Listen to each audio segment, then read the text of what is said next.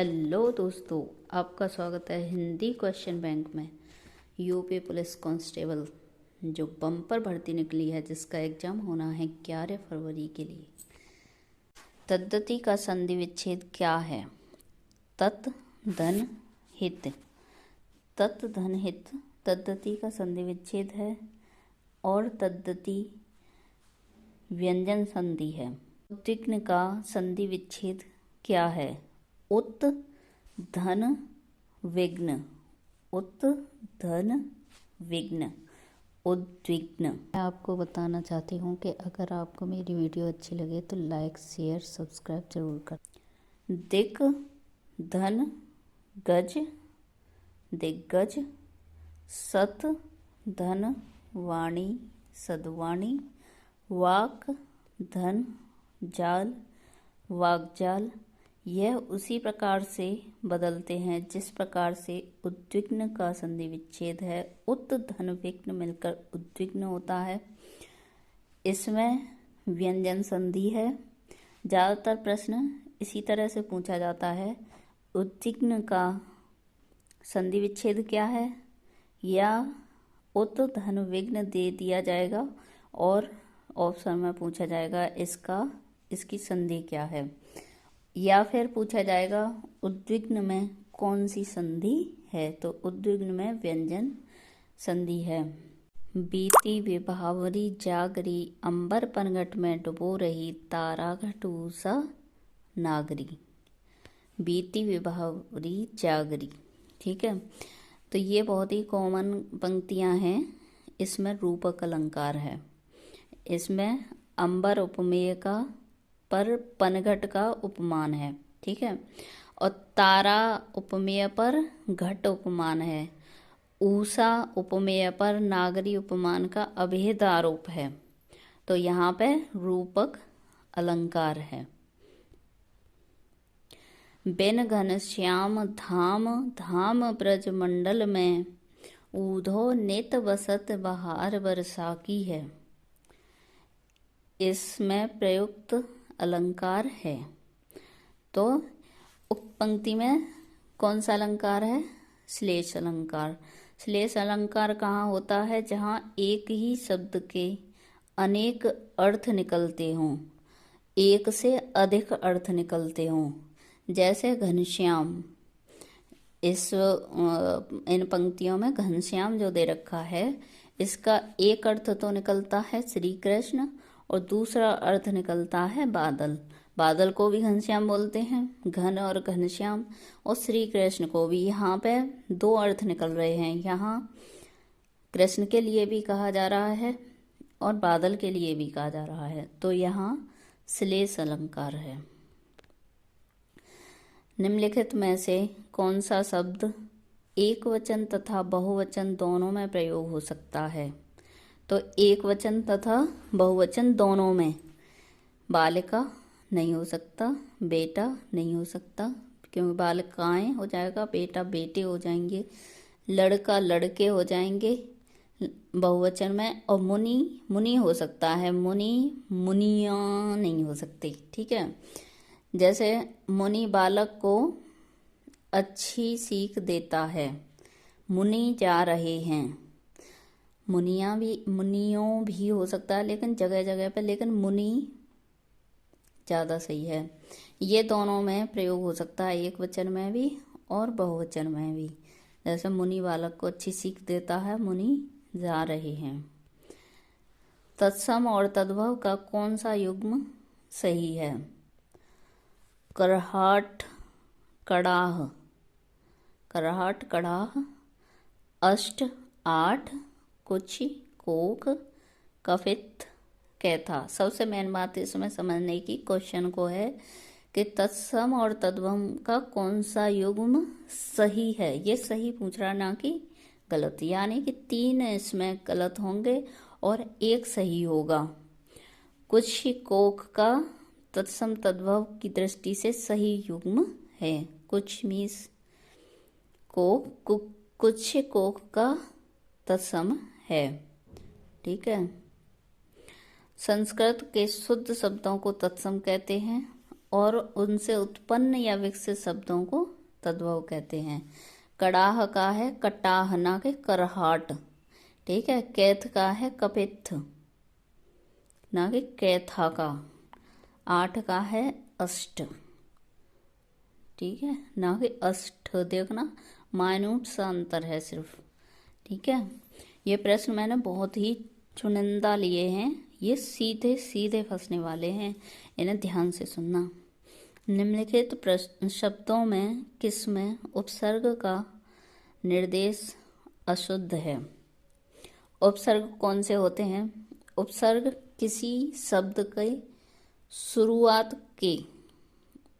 शुरुआत के जो अक्षर होते हैं उन्हें उपसर्ग कहते हैं, और जो पीछे के होते हैं उन्हें कहते हैं प्रत्यय। जो आगे वाला पूछा जा रहा है, तो ये इसमें पूछ रहा है कि किसका उपसर्ग गलत है।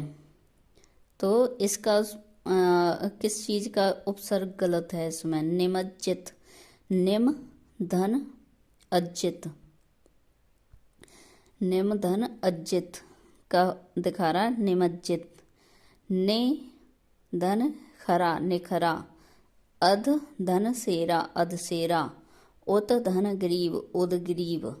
निम धन अज्जित शब्द में उपसर्ग का निर्देश अशुद्ध है, यानी निम धन अज्जित निमज्जित वाला सही आंसर होगा। इसमें अशुद्ध है क्योंकि इसमें निम में आधा मान नहीं दिया जाएगा। ने धन अज्जित यानी निमज्जित, उपसर्ग कितना होगा इसमें? ने, ना के निम, है ना।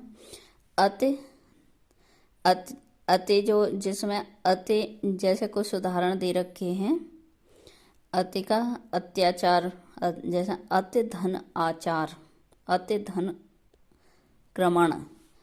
अनुक्रमण में अनु उपसर्ग वाले अनुधन शासन अनुशासन, अनुधनवाद अनुवाद। ये है अभिधन भावक अभिभावक, अभिधन यास यानी अभ्यास।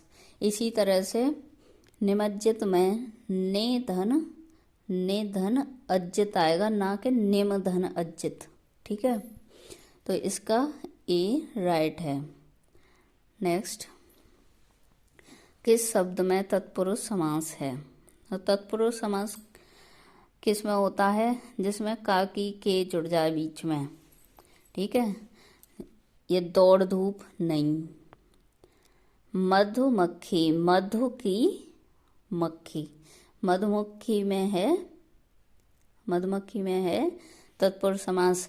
जैसे मधु की मक्खी, शहद की मक्खी, मधुमक्खी, ठीक है। दौड़ धूप में द्वंद्व समास है, ये दौड़ धूप, ठीक है। त्रिभुवन में तीन भुवन का समूह, यानी जिसमें अंक पहले आ जाता है त्रिभुवन जैसे, तो वहाँ द्विगु समास हो जाता है। पीतांबर, पीला है जिसका अंबर अर्थात विष्णु, यानी बहुब्रीहि समास। तो यहाँ हमारा सही आंसर होगा किस शब्द में तत्पुरुष समास है? मधुमक्खी में।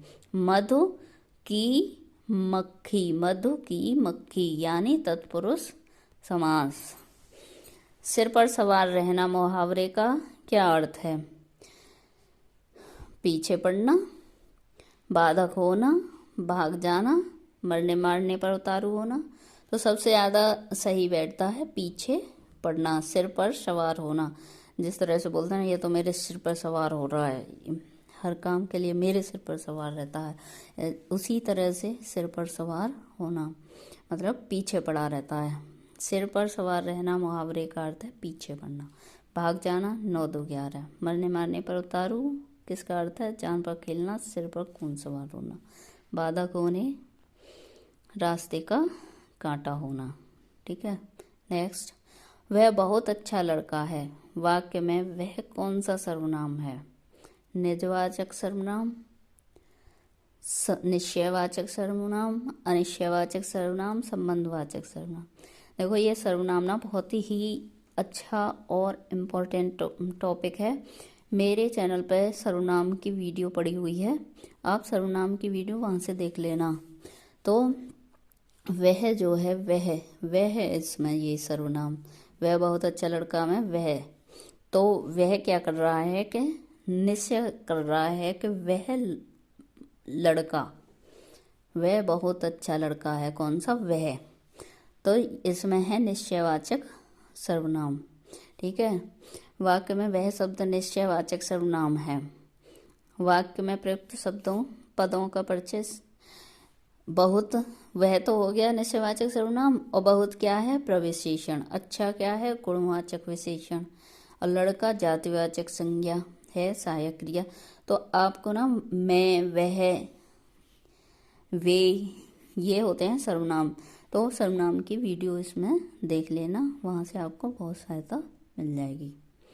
इसमें है निश्चयवाचक सर्वनाम। नेक्स्ट है मनोहर जीवन भर पूरा सुख भोगता रहा। इसमें कौन सा विशेषण है? और ये इसमें विशेषण पूछ रहा है। जीवन भर पूरा सुख भोगता रहा, तो इसमें संख्यावाचक विशेषण, परिणामवाचक विशेषण, गुणवाचक विशेषण, सार्वनामिक विशेषण, सार्वनामिक। तो इसमें है परिणामवाचक विशेषण। मतलब ये जो इसका मीनिंग क्या है कि मनोहर जीवन भर पूरा सुख भोगता रहा, मतलब जीवन भर भोग चुका लगभग। ठीक है, तो पूरा शब्द जो है ना, ये परिणामवाचक विशेषण है, पूरा जीवन। ठीक है, तो यह परिणाम या मात्रा बताने का कार्य करता है, इस जिसके अंतर्गत मूर्त एवं अमूर्त दोनों ही संज्ञा शामिल हैं। यह संज्ञा की निश्चित अनिश्चित मात्रा को बताता है।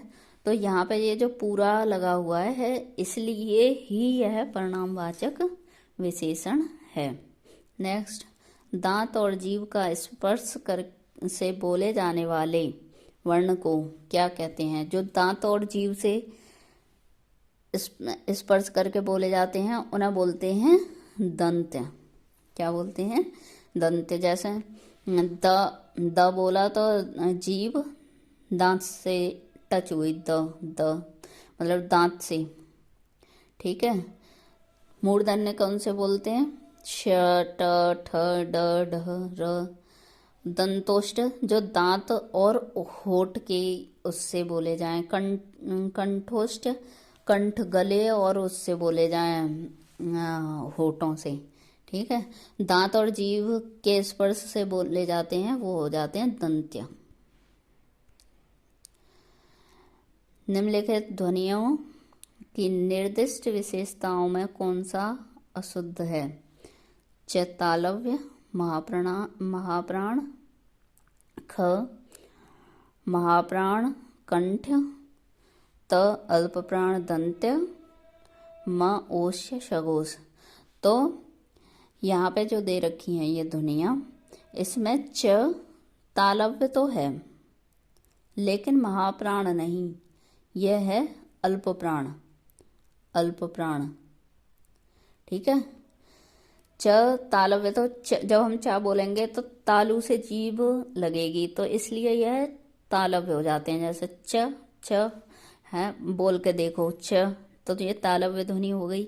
लेकिन इसमें ना ज़्यादा जोर नहीं पड़ता है, च बड़े आराम से बोल गया, तो ये तालव्य तो है लेकिन अल्प प्राण है, ना कि महाप्राण। जैसे ख बोलेंगे तो थोड़ा जोर पड़ेगा, ख। जिनमें जोर पड़ता है वो महाप्राण होते हैं, जिनमें थोड़ा कम जोर लगाना पड़े बोलने में, जैसे च, तो वो अल्प प्राण होते हैं। यहाँ च तालव्य तो है लेकिन महाप्राण नहीं, अल्प प्राण है, तो इसका सही है ए।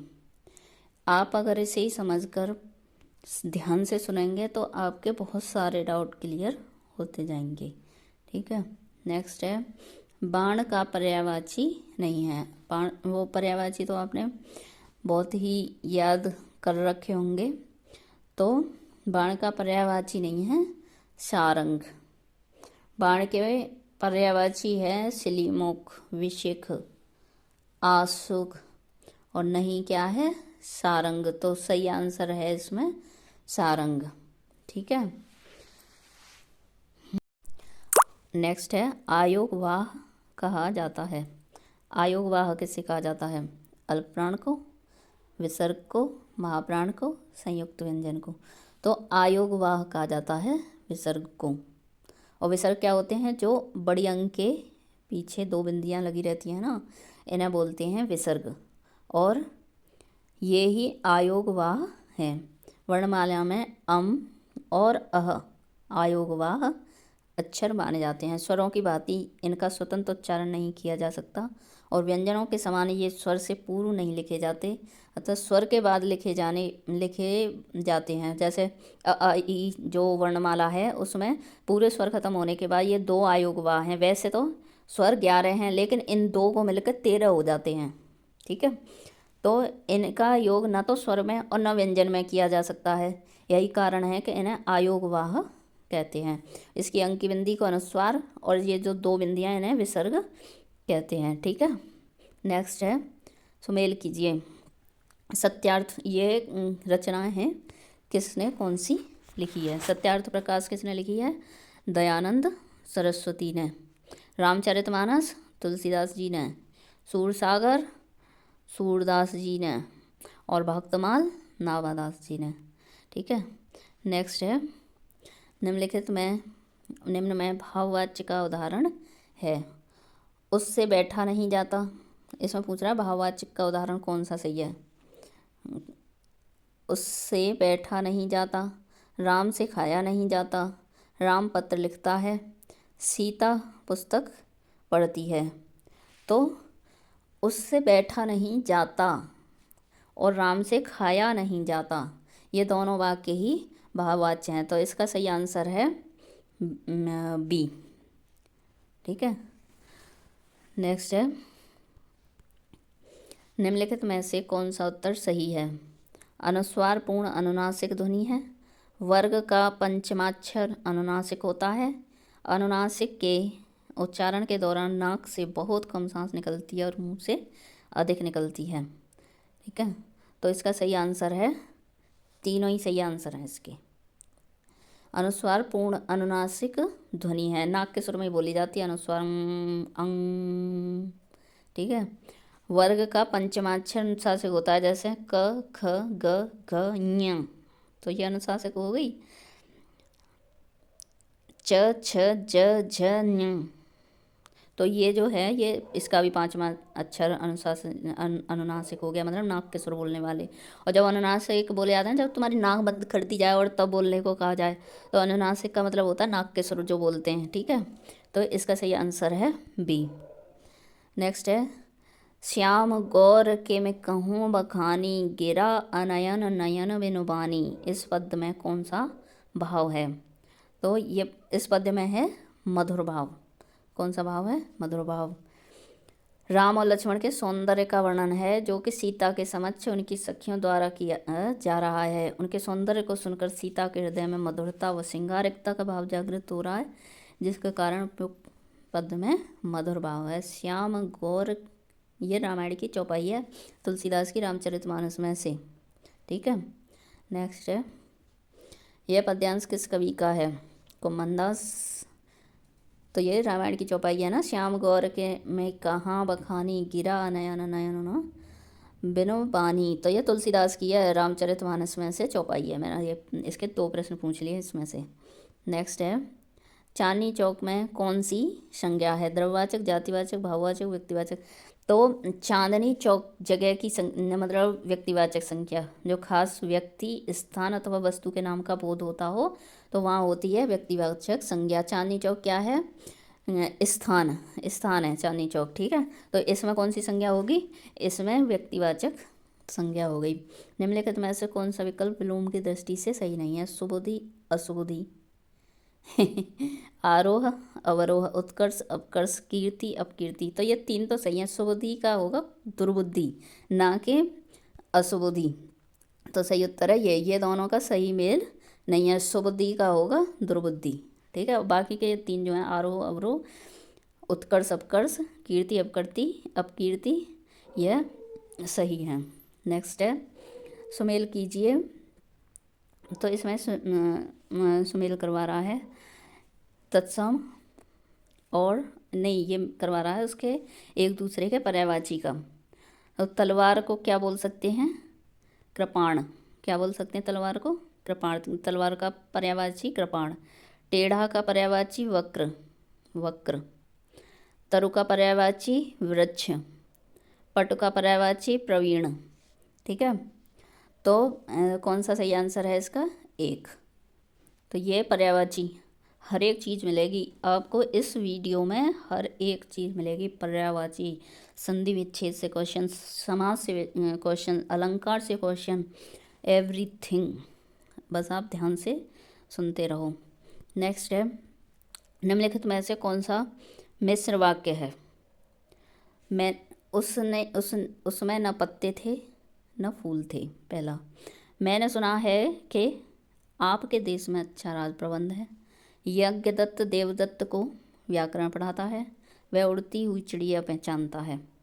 तो इसमें जो बी है ये है मिश्र वाक्य, क्योंकि इसमें क्या है कि मैंने सुना है कि, ठीक है, मैंने सुना है कि इस आपके देश में अच्छा राज प्रबंध है। तो इसमें क्या है कि दो तीन वो जुड़ रहे हैं, सेंटेंस जुड़ के जब बन रहा है।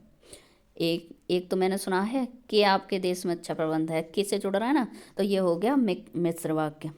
ठीक है, जिस वाक्य में एक साधारण वाक्य के अतिरिक्त उसके अधीन कोई दूसरा अंग वाक्य हो। एक साधारण वाक्य हो गया मैंने सुना है, यहाँ से कि लग के आपके देश में अच्छा राज प्रबंध है, तो ये पूरा मतलब दो जुड़ गए इसमें। ठीक है, बाकी के ये जो है, यज्ञदत्त देवदत्त को व्याकरण पढ़ाता है, सरल वाक्य है। वह उड़ती हुई चिड़िया पहचानता है, ये भी सरल वाक्य है। उसमें न पत्ते थे न फूल थे, संयुक्त वाक्य है। तो मैंने अपने चैनल पर एक वाक्य भेद की वीडियो डाली हुई है, बाकायदा पूरे डाउट क्लियर हो जाएंगे आपको, उसको देख लेना इसे समझने के लिए कि सरल वाक्य, मिश्र वाक्य और संयुक्त वाक्य कौन कौन से होते हैं। ठीक है, नेक्स्ट, वह द्वार द्वार पर भीख मांगता चलता है, वाक्य में कौन सा कारक है? देखो कारक भी आ गए इसमें। तो द्वार द्वार पर भीख मांगता है संबंध, संबंधवाचक, संबंध, आपादान, अधिकरण, संबोधन। बताओ कौन सा कारक है इसमें? वह द्वार द्वार पर भीख मांगता चलता है, वाक्य में अधिकरण। द्वार द्वार पर, यहाँ पे पर जो है वो साइलेंट है। द्वार द्वार पर, द्वार द्वार पर जो है साइलेंट है इसमें। द्वार द्वार पर जा के भीख मांग रहा है, तो इसमें कौन सा हो गया? अधिकरण। मैं पे पर ऊपर, कर्ता ने कर्म को करण से ही संप्रदान के लिए अपादान से, अधिकरण मैं पे पर। ठीक है, तो इसमें है अधिकरण कारक। नेक्स्ट है, आयुष्मान का स्त्रीलिंग क्या है? आयुष्मती। आपने कार्डों पे छपा देखा होगा आयुष्मान, आयुष्मती। ठीक है, आयुष्मान का स्त्रीलिंग हो गया आयुष्मती। ठीक है, अगर वीडियो अच्छी लगी हो तो चैनल को ज़रूर सब्सक्राइब करें, लाइक करें। धन्यवाद। और हमारे चैनल पर ऐसी ही वीडियो के लिए बने रहें।